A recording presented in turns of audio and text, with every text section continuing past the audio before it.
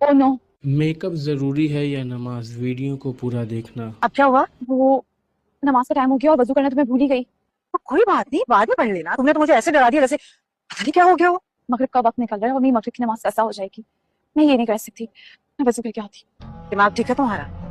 इतना महंगा मेकअप करवाया मैंने और तुम मुंह धोने जा रही हो। Aunty I am really sorry. मैं मानती हूँ मेरी गलती है। मुझे मेकअप स्टार्ट करवाने से पहले वजू कर लेना चाहिए था। पता नहीं मेरे जहन से कैसे निकल गया। इतनी बड़ी बात मैं कैसे बोल सकती हूँ। लेकिन अब जब मुझे याद आ गई है तो मैं अपनी नमाज कज़ा नहीं कर सकती। तो कोई बात नहीं, एक दिन कज़ा नमाज पढ़ लोगी तो कोई फर्क नहीं पड़ेगा।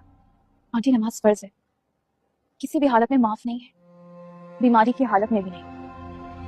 मैं तो फिर भी ठीक ठाक हूँ।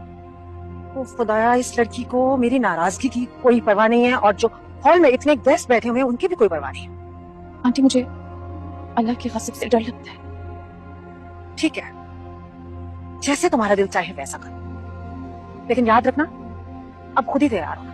मेरी बला से जैसे भी तैयार होता हूँ। मैम कोई इशू नहीं है, मैं इनका मेकअप दोबारा कर दूंगी। दिमाग ठीक है तुम्हारा? पहले मैंने तुम्हें इतनी पेमेंट की है, अब दोबारा करूंगी? आप बेफिक्र रहें, मैं दोबारा चार्जेस नहीं लूंगी। मैं अपनी मर्जी से इनका मेकअप करूंगी। जज़ाकल्लाह। मैं जल्दी से वजू करके आती हूँ।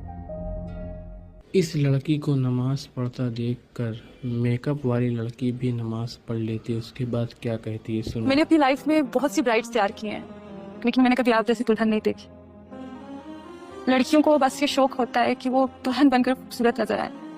जरा सा मेकअप इधर उधर हो गया या लिपस्टिक का शेड खराब हो गया तो बस लड़ना झगड़ना शुरू कर देती है। लेकिन मैंने अपनी लाइफ में पहली बार किसी ऐसी दुल्हन को देखा है जो अपनी नमाज के लिए झगड़ा कर रही। आई एम रियली सॉरी, गलती मेरी है और मेरी वजह से आपको भी परेशानी होगी।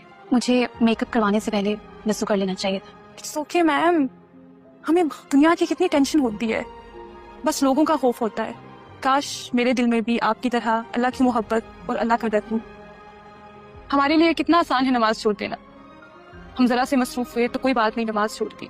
पानी नहीं है, नमाज छोड़ दी। घर में मेहमान आ गए तो बस नमाज छोड़ दी। हमने अपने लिए सबसे आसान बना दिया नमाज को छोड़ना। आप बिल्कुल ठीक कह रही है। काश काश हम सब इस बात को समझ सके। आज से मैं भी अपनी नमाजों का इसी तरह ख्याल रखूंगी जैसे मैं अपनी कीमती चीजों का ख्याल रखती हूँ, और इस दुल्हन को मैं हमेशा याद कमेंट करके बताओ क्या आपके घर में ऐसा कोई है जो